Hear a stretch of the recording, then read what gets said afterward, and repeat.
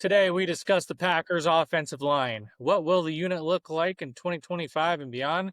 We may find out the future is now. Yeah, I've been wanting this shit forever. I've been in the field with whatever they throw at me. Brush it off, pick myself up, moving on to the better. Okay. Hey. Yeah. Ain't no errors, baby. It's a new era. I wake up early, feeling rich like I'm Kesha. Welcome in another episode of Sounds Gouda. Thank you, everybody, for coming back and taking a listen to us. As always, my name is Rob Ralph. Next to me is my best friend, Jordan Olson. Thank you to any new and returning listeners. We are very glad to talk Packers with you each and every week. So every Wednesday and every Saturday on YouTube, Spotify, and Apple Podcasts. Also know that we are trying to get to 600 subscribers, and every 50 subscribers on YouTube, you do have to be public so we can send you some stuff. We're going to be giving away Sounds Good swag. As you can see, both Jordan and I are donning the Sounds Good hat. We are looking into other avenues of merch as we continue to grow this as well. So please help support us. Anything you can do would be greatly appreciated. So, Jordan, a lot of chatter about the Packers offensive line. Obviously, the whole stuff with Elton Jenkins. We took a new bruising left tackle guard hybrid, Anthony Belton. There's a lot of intriguing things that we could get into as far as this year too. I'm thinking, Sean Ryan and Jordan Morgan. How does Morgan fit in after having an injury-riddled rookie year as well? But where did you want to start? Well, Rob, we must be getting into that point of the offseason where there's not a lot to talk about. So we're talking offensive line. No, there is actually a lot of discussion to have along the offensive line. And I think this is one of the units that's going to have a lot of competition come this training camp. Some of that may be determined by who shows up to training camp and what bodies are available for practice. But if everybody doesn't show up, there are going to be plenty of guys willing to step up, take those reps, and try to win a starting job on this team. So, you mentioned a little bit of this already, but, there are 4 guys that there are conversations about their contracts or their futures beyond 2025. Elton trying to figure out where he stands on this roster. Obviously he's being a good sailor right now or good soldier and moving over to center, but he knows that that has major contract implications for him in the future. So that's really what he's trying to get secured. Gouda's been out there publicly saying that he's going to extend Zach Tom. We're just all basically waiting for that news to happen at this point in time, and we fully expect it to happen. And then there's a lot of conversation about Rashid Walker. What is his role on this team? Not only this year, we expect him to be the starting left tackle. How long will Rashid Walker be the starting left tackle for the Green Bay Packers? Will 2025 be his last season? And then just like other contract notes, we've mentioned this in the past, but Anthony Belton's contract will get done as soon as all that mess from, that the Texans created with their guaranteed money they gave to Higgins. When that all sorts out with those second round picks, he'll be under contract. He'll be at camp at some point in time. And we'll talk about how Anthony Belton factors into the future of this team. And just kind of with that, one other guy, Sean Ryan, is set to be a 2025 or 2020 agent. So without any extensions right now, we have 3 starters, Zach Tom, Rashid Walker, and Sean Ryan, that are projected to not be on this team next season at this point in time. So I don't know. You have any thoughts about any of that, the contracts, free agents? I mean, which of those guys outside of Tom do you think will be Packers in 2026, Rob? Definitely Anthony Belton. Sorry, you set me up and I delivered on that. Yeah, I don't know. Like, it depends on what you feel, what you get in training camp this year. If you feel like Walker is replaceable. I know that I was here not too long ago hearing some rumors that they were going to extend Walker, and then I never heard anything official of that, come out of the Packers camp. So that was just, internet noise. But I guess it would, depend on what you would feel like you would have out of a Belton and possibly like a John Williams, too, who you ended up drafting this year as well. A lot of that comes out of training camp and the preseason too. Seeing how these guys compete, also along with Jacob Monk. That's another one on here. We've discussed this from before, but he seems to be the very, very valuable backup center, or even starting center number one, depending on what happens with Elton Jenkins. I know both Jordan and I hope that Jenkins is on the team this year. We both think that he will, and they'll get that figured out during training camp. But yeah, I feel like a lot of that comes down to that. Tom's a no-brainer. Tom's absolutely no-brainer. Walker, I think it kind of depends. You got Ryan here too as well, so that has a Morgan kind of conversation to it as well, right? Like, how does he come in? How does he fit in this year? Can he stay healthy? There's a lot of interesting scenarios and narratives to really go down, and possibilities for that matter for what could happen for the Packers this year. Mm-hmm. So many things that I want to respond to there. So I'll try to figure out with where I want to start. But let's start with Jordan Morgan. He's a former first round pick. The Packers have said over and over again that they view him as a tackle. Last year coming out of camp, it was said that he had won that starting right guard job over Sean Ryan at the time. But then Sean Ryan, Jordan Morgan got hurt. Sean Ryan played a significant part of the season in that role, and he did fairly well. So I guess my first question for you, Rob, is does Jordan Morgan win one of these jobs, whether it is over Sean Ryan at right guard, or is there potential that they let him compete with Rashid Walker and win that left tackle job? And if he does win that job, what does that mean for Rashid Walker? Well, yeah, I guess then you could have a couple conversations there. A, he would be, a valuable backup, but B, would he like that?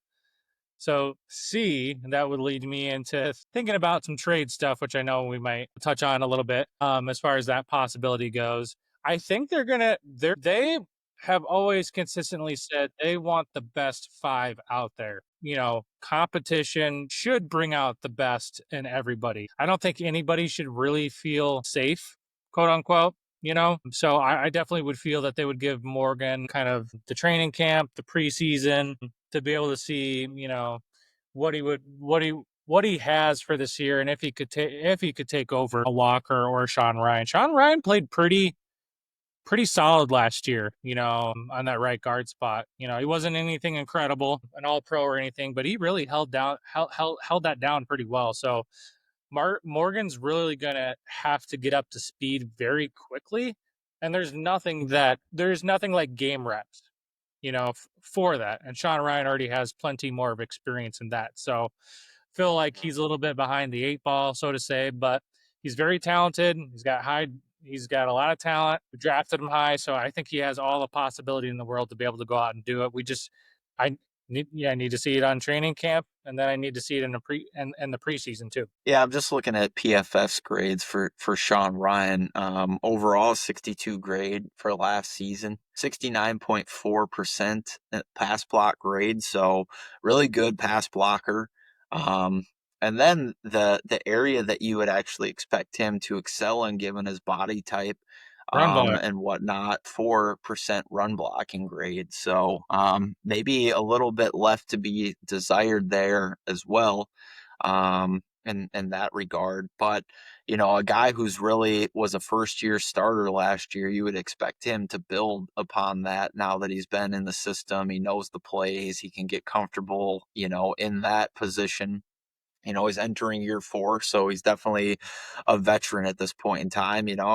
I think the Packers expect a lot out of Sean Ryan this coming year. I think they expect a lot out of this entire unit this coming year. And it's going to be hard.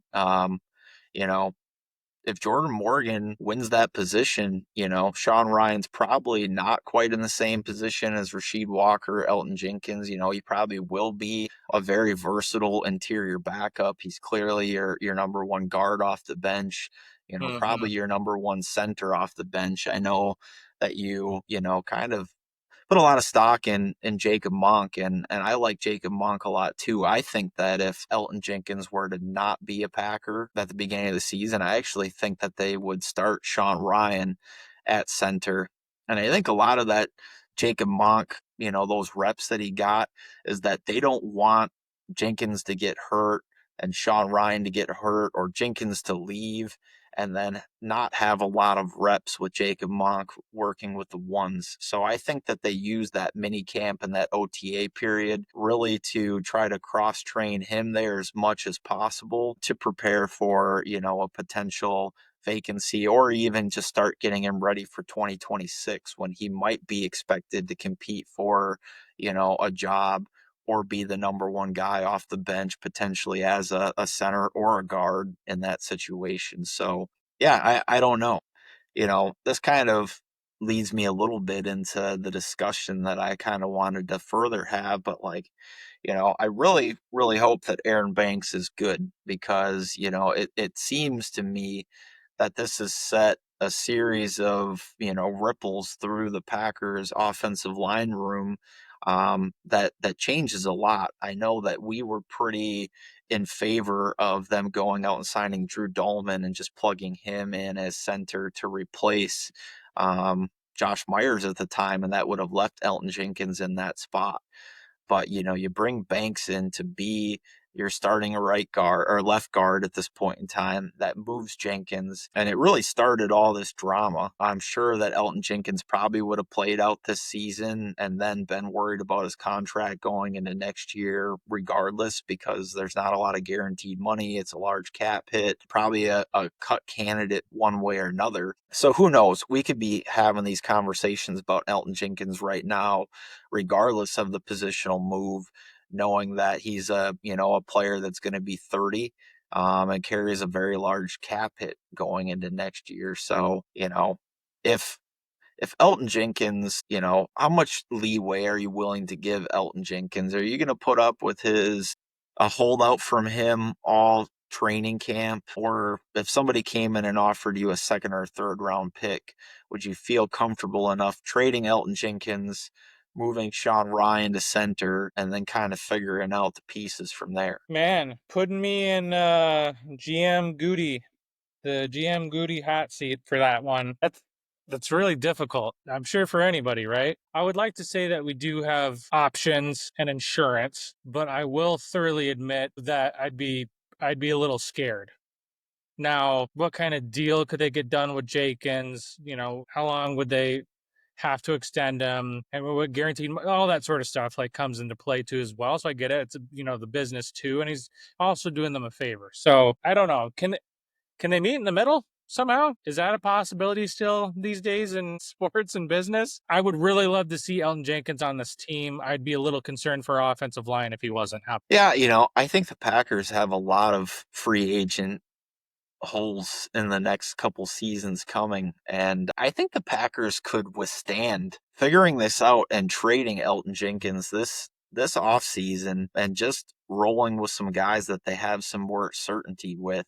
So let's just say in a world where we trade Elton Jenkins, it's not saying that's what I want to do, but if I'm Goody, I'm comfortable doing that because you've drafted and prepared this team with enough depth to be able to withstand that. So, if you trade Elton Jenkins away, and let's just say we'll go over the list of teams here, and let's just do it now. There's at least 6 teams that I can name that are playoff contenders or think that they're playoff contenders that need help along the interior of their offensive line or their offensive line in general. So Arizona Cardinals, I think you'd have to imagine that they look at what's happened to the 49ers. The Rams are obviously good, but they've been building with Kyler Murray.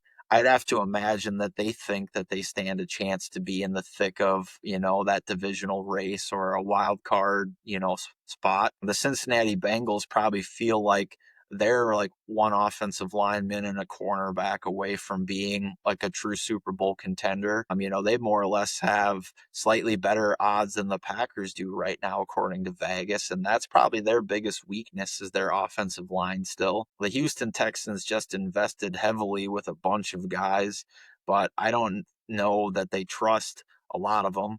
Seattle needs help along their interior. Same reason that I just mentioned for the Cardinals. I believe that Seattle probably thinks that they can contend, especially if they get the quarterback play that they expect to get in Sam Darnold. And then there's the San Francisco 49ers who have issues there. They've lost Aaron Banks, and they'd probably say, okay, sure, let's replace him with Elton Jenkins at left guard.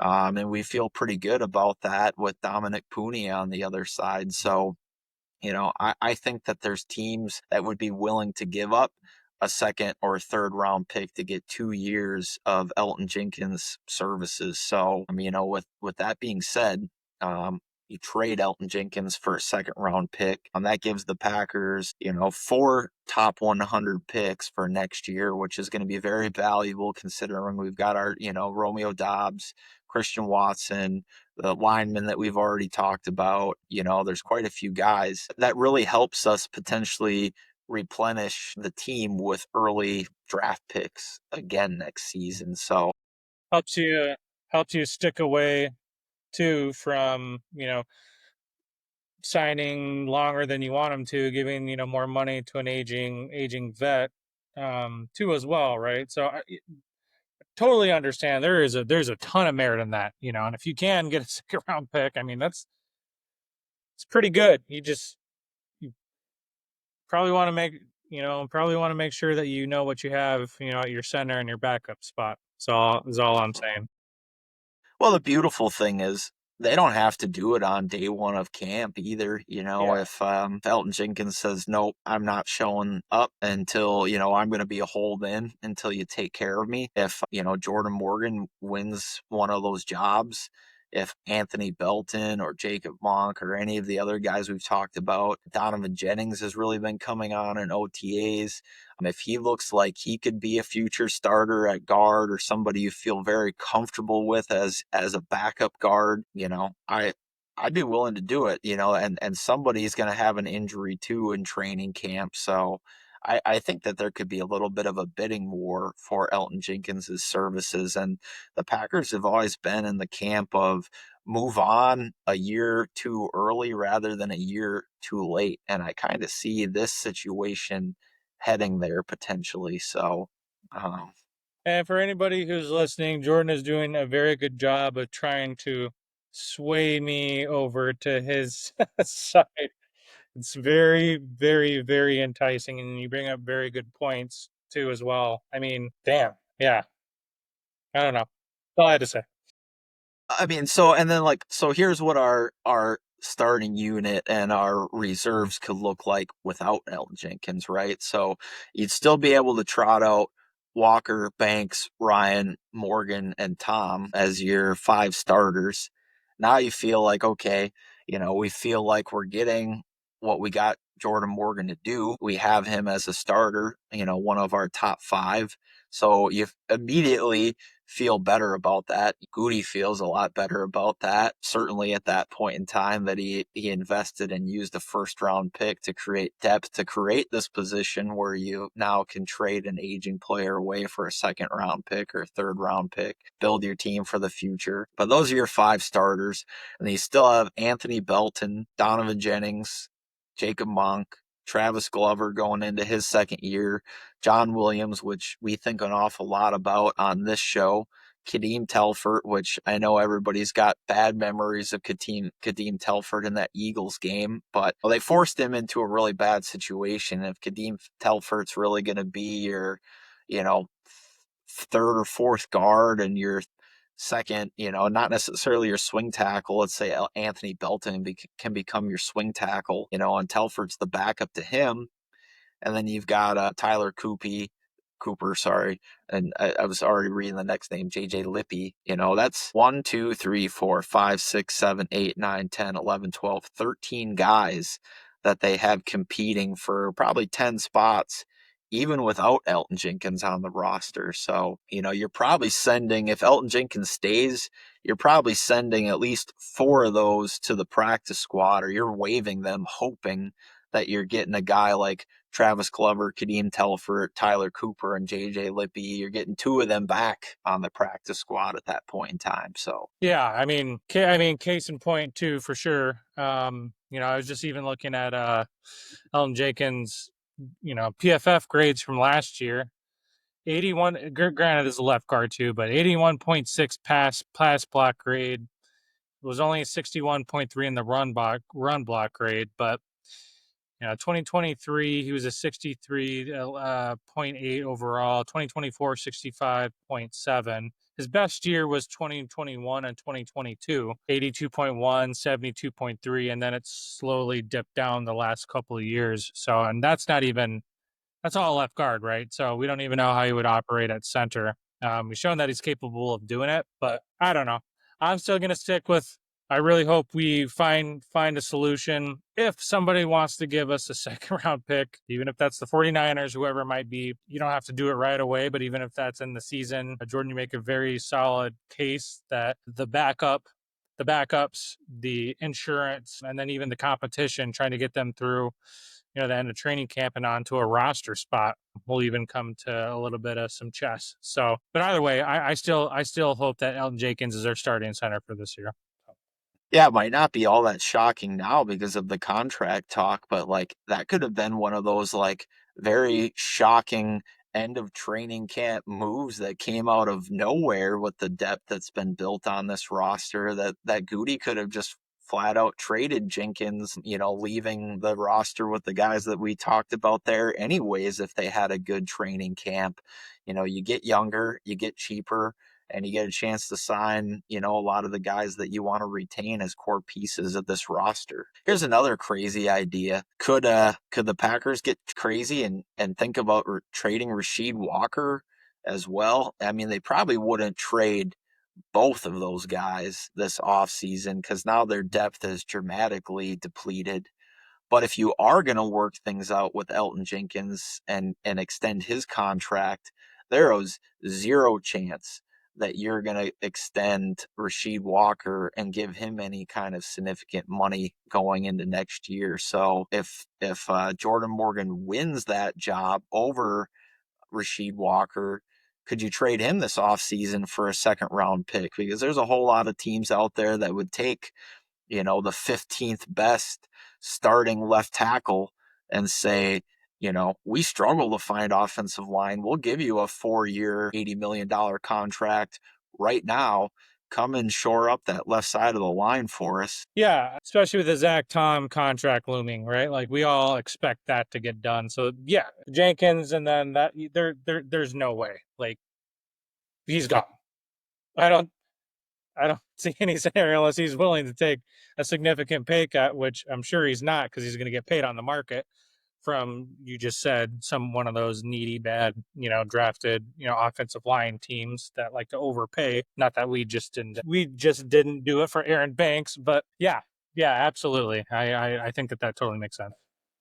I mean, Andy Herman really, I listened to him do his breakdown of the incoming players that we signed. He was talking about Aaron Banks, and I think he's really thinking the Packers hope they get the Aaron Banks that played through like the first 7 games of last season because he was playing at like an all-pro level. I think that he suffered some kind of hand injury or something that really lingered throughout the remainder of the season. Rob, do you remember what that injury was that Aaron Banks suffered? No, I remember hearing about it, but yeah, I remember hearing this narrative too. The first 7 games, he was like really, really, really good. And just for your guys' awareness, at least here on PFF, I have him up, but his pass blocking grade from last year was only a 60.5 overall. His run blocking grade is a 68.9. So he's a mover, right? And with the Packers wanted to get north and south with Jacobs, do some stuff with Marshawn Lloyd. You still got Emmanuel Wilson, Chris Brooks. They're really hoping that this guy can be a greater, a run blocker for us and pave some way for Josh Jacobs the same way he did for Christian McCaffrey. Most of his career. Well, here I'm looking at Aaron Banks' injury log from last season right now, actually. So he had a finger injury week 1. That didn't seem to affect him through those first 7 weeks. But then he had a thigh injury in week 11. He was out weeks 13 and, dealt with some concussion issues in weeks 13 and 14. Yeah. And then he had some kind of knee injury, I think like an MCL sprain or something like that at the end of the season. So you really look at the games that he was fully healthy, he was a significant player during that time, and then really struggled through injury like most players would in the second half of the season. So I think the Packers are really banking on the fact that they're going to get a really good Aaron Banks if he's as healthy as he was to start last season. And then we're probably not worried about that contract at all. I kind of find it interesting too. I think it's if Sean Ryan wins a job, I think that, he's maybe the most, you know, more likely than Rashid Walker to get re-signed, because I think he'll be at a more affordable contract, especially if they want to move him to center. Let's just say that Elton Jenkins gets traded and they want to move Sean Ryan to center. You might be able to get Sean Ryan on like a 3-year, $36 million deal, and you probably feel a lot better about that as a center guard, backup or starting caliber guard at that point in time. So your 2026 unit, if you move on from Rashid Walker and Elton Jenkins, could be Jordan Morgan at left tackle, Aaron Banks at right guard, could be Sean Ryan as your starting center. Or you have Jacob Monk in there, bring back Sean Ryan as your right guard, and then you have Zach Tom as your other bookend. So you still feel really good about that. Or if Anthony Belton does what I think that he's going to do, and he's going to be a left tackle in this league, and maybe we can discuss that a little bit. I think Rob's a little bit more on Anthony Belton being a guard at this point in time, but if Jordan Morgan wins that right guard job and Anthony Belton's good, you could see Anthony Belton being your starting left tackle, Aaron Banks, Sean Ryan, Jordan Morgan, Zach Tom. So again, I think they put themselves in a decent position for this year and next. And that doesn't include any draft picks. You might take that second round pick you get back for one of these guys and invest that right back into the offensive line depth next year. Yeah, I mean, a lot of options. The Packers always draft offensive linemen very well historically, and even into Goody's tenure too. So plenty of possibilities and scenarios, and really, ultimately, we can talk as much as we want, but just got to see it all play out on the field. So yeah. Well, I don't know. That was our conversation for today. We could nerd out and we could talk scenarios about, what ifs and whatnot, probably for about another hour if we really wanted to, but we're not going to bore you with that. But as we said, this will be, all of this offensive line stuff will play itself out during training camp. We'll be keeping a close eye on it. And in a couple weeks here, when we're talking about, who's going to start, who's going to win battles, who's going to make the final 53. We'll be talking about all of this extensively after we see some game action and get some reports of what's coming out of camp. So, but yeah, just remember, everybody, more Packers content from us every Wednesday and Saturday. Hopefully you enjoyed listening. And if you do, share this with your family, your friends, and other Packers fans. You can find us on YouTube, Spotify, and Apple Podcasts. Please remember to hit that subscribe button, get notifications. If you'd like, connect with us on X. Rob's at Sounds Gouda with 3 A's, and I'm at Olson Jord, as you can see in the banner below. And we really, really enjoy connecting with you and commenting on YouTube as well. So until next time, Packers Nation, have a Gouda morning, a Gouda afternoon, and a Gouda night. Go Pack. Been wanting this shit forever. I've been in the field with whatever they throw at me. Brush it off, pick myself up, moving on to the better. Okay. Hey.